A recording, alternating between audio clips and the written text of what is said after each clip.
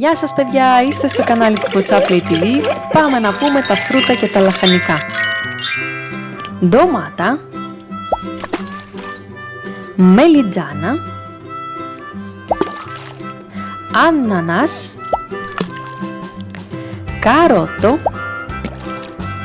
σταφύλι, κόκκινη πιπεριά, καρπούζι, κολοκύθα, μήλο, καλαμπόκι, καραμπόλα, φράουλα και πράσινη πιπεριά. Πάμε να τα πούμε από την αρχή. Ντομάτα είναι λαχανικό. Μελιτζάνα είναι λαχανικό. Καρότο είναι λαχανικό. Ανανάς είναι φρούτο.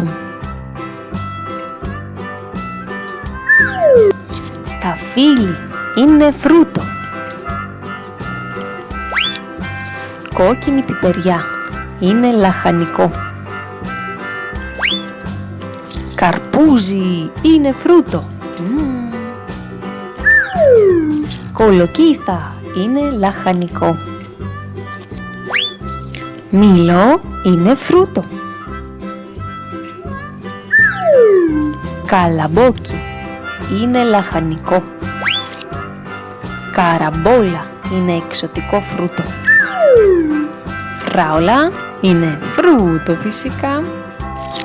Και πράσινη πιπεριά είναι λαχανικό. Αυτά για σήμερα παιδιά, ελπίζω να σας άρεσε το βίντεο. Μην ξεχάσετε να κάνετε εγγραφή στο κανάλι και like στο βίντεο.